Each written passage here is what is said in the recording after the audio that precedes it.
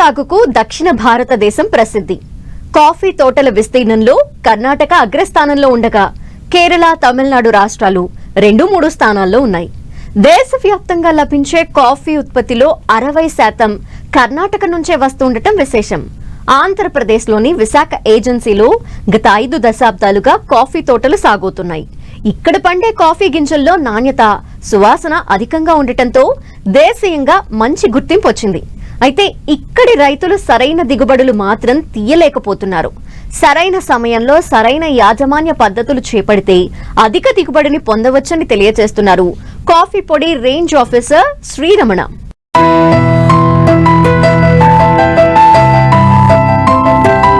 Coffee అనగానే దక్షిణ భారతదేశమే గుర్తొస్తుంది. ప్రధానంగా కాఫీ ఉత్పత్తిలోనూ విస్తీర్ణంలోనూ కర్ణాటక రాష్ట్రానిదే హవా.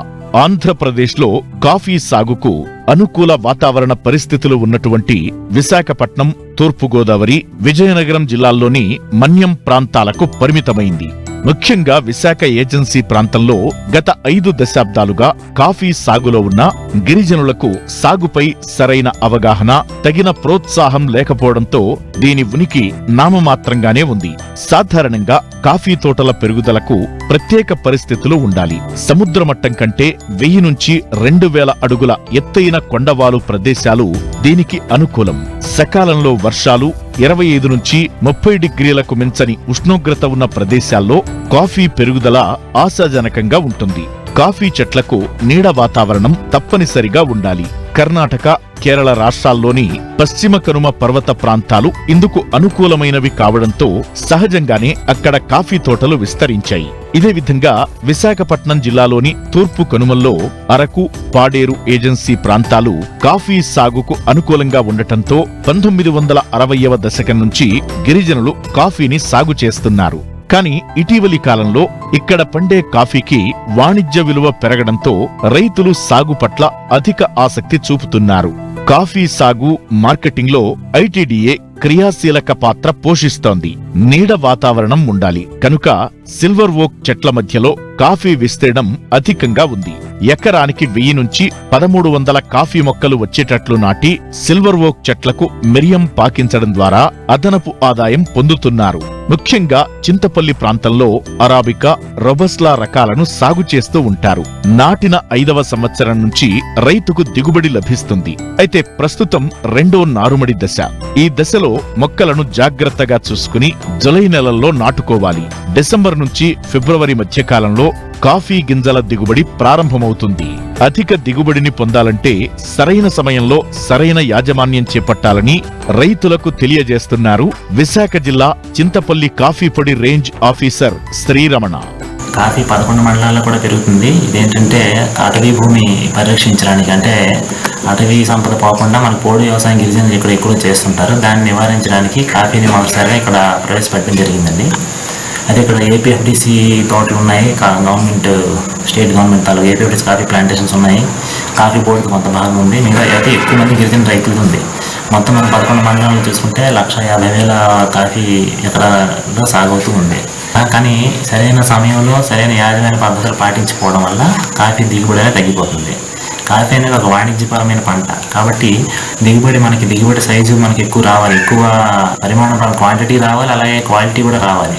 క్వాలిటీ అనేది కాఫీలో ప్రధాన పాత్ర పోషిస్తుంది. రేటు, మనకి రైతులకు ఇచ్చే రేటు కాఫీ నాణ్యత మీద ఆధారపడి ఉంటుంది. అదేంటంటే వాళ్ళు నవంబరు, డిసెంబర్లో హార్వెస్ట్ చేస్తారు. కాఫీ పంటను కోసి దాని ద్వారా మనకి అది గొల్ల చేస్తారు ఎక్కువ మంది. ఇక్కడ ఏంటంటే పప్పు చేసే విధానం తక్కువ మంది, నీరు అందుబాటులో లేదని లేక అలా చాలా మంది చేయరు. అయితే ఆ గొల్ల చేసి అమ్ముతుంటారు, కానీ సరైన నాణ్యత ఉండదు. ఎలా అంటే మీకు సిమెంట్ కళ్ళల్లో ఆరబెట్టకుండా పేడల కింద కళ్ళల్లో, మట్టి కళ్ళల్లో ఇలా ఆరబెడుతూ ఉంటారు కొంతమంది. దానివల్ల నాణ్యత అనేది తగ్గిపోతుంది. అయితే కాఫీలు మనకి మన ఏరియాలో చూసుకుంటే 7 రకాలు ఉన్నాయండి. Selection 5A, 5B, selection 6, 8, 9, 11, 13. Selection 13నే మన చంద్రగిరి అంటాము, అది పొట్టి రకం. మిగతా 6 రకాలు కూడా పొడవు రకాలు. పొడవు రకాలు ఏంటంటే మనకి 7 అడుగుల దూరం మనం ప్లాంటింగ్ చేసుకోవాలి, పొడవు కానీ అడ్డం కానీ. పొట్టి రకాలు ఏంటంటే మనకి చంద్రగిరి అంటే సెలక్షన్ 13 చంద్రగిరి అంటాము, అది 6 అడుగుల దూరం పొడవు వెడల్పు కూడా చేసుకోవాలి. ఏప్రిల్, మే నెలలో ఏంటంటే కాఫీ మొక్కల్లో మనకి చేసుకునే పని. ఇప్పుడు కాఫీ నర్సరీ మనం చేసుకుంటాము. కాఫీ నర్సరీ 2వ దశ నార్మల్ అనేవి ఇప్పుడు చేసుకుంటుంటాం. 2వ దశ నార్మల్ ఏంటంటే పాలిథిన్ సంచుల్లో మట్టి నింపి మనం టోపీ దేశంలో ఉన్న కాఫీ మొక్కలు వేయవలసి ఉంటుంది. ఈ సందర్భంగా ఏంటంటే కాఫీ నార్మల్ బ్యాగులు ఏంటంటే ఒక 3 నుంచి 4 జతల కన్నాలు అనేవి ఉండాలి. దీనివల్ల ఎక్కువైన నీరు అనేది బయటకు పోవడం జరుగుతుంది. గోతులు తవ్వుకోవాలని, గోతులు తవ్వుకుని మనం జూలై నెలలో కాఫీ మొక్కలు అనేది 2వ దశ నార్మల్ ముగిసిన తర్వాత నాటుతాం.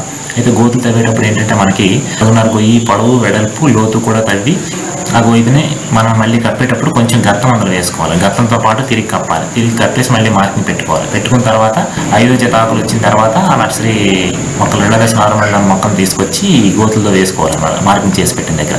అలాగే ముఖ్యంగా 2 విషయాలు ఏంటంటే మన కాఫీ పెరిగే మన ప్రాంతాల్లో ఎక్కడైనా సరే మనకి కొమ్మలు తెంపుకోవడం చాలా ఇంపార్టెంట్ అండి. ఫిబ్రవరిలో మొక్క అంతా హార్వెస్టింగ్ చేసిన తర్వాత పళ్ళని ఏరేసిన తర్వాత కొమ్మలు తెంపుకోవడం అనేది చేయాలి.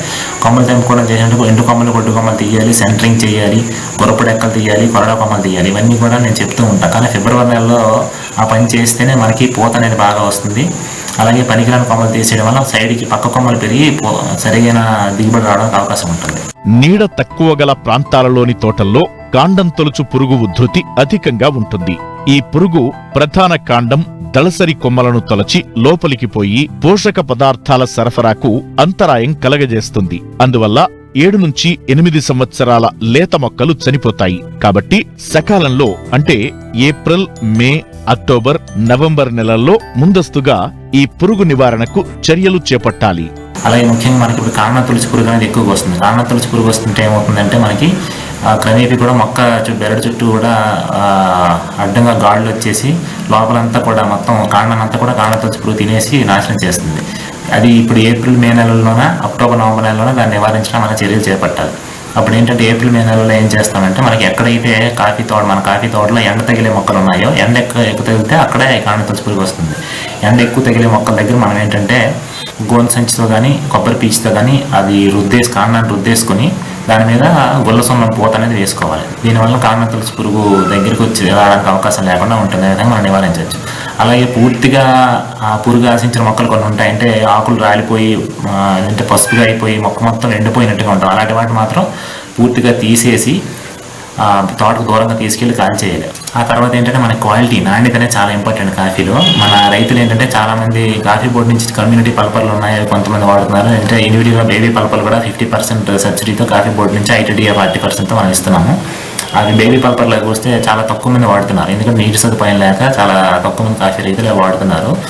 దాని ద్వారా వచ్చే పల్పర్ మిషన్ ద్వారా చేస్తే పప్పు కాఫీ అంటే పార్చ్మెంట్ కాఫీ అనేది నాణ్యత చాలా ఎక్కువగా ఉంటుంది, దానికి రేట్ అనేది ఎక్కువగా ఉంటుంది. కానీ చాలా మంది నీటి సదుపాయం లేక చేయరు. చెర్రీ కాఫీ ఉంది, గుల్ల కాఫీ ఉంది. గుల్ల కాఫీ ఏంటంటే మనకి ఒక బళ్ళు మనం అలా తీసుకుని జస్ట్ సిమెంట్ ఫ్లోర్ మీద మనం ఎండబెట్టేస్తే ఒక 15 days 20 daysకి అది ఎండిపోతుంది. అది గుల్ల కాఫీ అంటాము. అయితే పప్పు కాఫీ అయినా గుల్ల కాఫీ ఏదైనా సరే మీరు అది ఎప్పుడు కూడా మీరు పళ్ళు ఏరేటప్పుడు గుత్తులుగా దూసివద్దు. కొన్ని విలేజ్లో అలా చేస్తారు. అలా దూసేయడం వల్ల మీకు నెక్స్ట్ ఇయర్ క్రాప్ అనేది దెబ్బతింటుంది. పండిన పళ్ళు మాత్రమే ఒక్కొక్కటి తీయాలి. ఏ రోజు వారో సెపరేట్గా ఎండబెట్టుకోవాలి. మీరు పప్పు చేసినా, పార్చ్మెంట్ చేసినా, గుళ్ళు చేసినా ఏదైనా సరే దాన్ని సిమెంట్ కళ్ళాల మీద కానీ లేదంటే టార్పాలిన్ మీద మాత్రం కానీ ఆరబెట్టాలి. లేదంటే కాఫీ రేట్ అనేది మీకు తగ్గిపోతుంది. అలాగే ఇప్పుడు కాఫీ రేట్లు చాలామంది తెలుసుకోవడానికి కుదరక వీలుపడక తెలియక కొంచెం తక్కువ రేటు కూడా అమ్ముతున్నారు. కాఫీ రేట్లు కాఫీ బోర్డు ఆఫీసులు మీరు ఎక్కడ అడిగినా సరే చెప్తాము. ఇంటర్నెట్లో కూడా అవైలబుల్గా ఉంటుంది. ఇప్పుడైతే పార్చ్మెంట్ రేట్ అనేది మనకి 196 నుంచి 202 రూపాయల వరకు ఉంది. గుల్ల కాఫీ రేట్ అయితే 77 నుంచి 80 రూపాయల వరకు కూడా ఉంది. సరైన సమయంలో సరైన యాజమాన్య సాగు పద్ధతులు పాటిస్తే మన కాఫీ దిగుబడి అనేది చాలా ఎక్కువగా రావడానికి అవకాశం ఉంటుంది.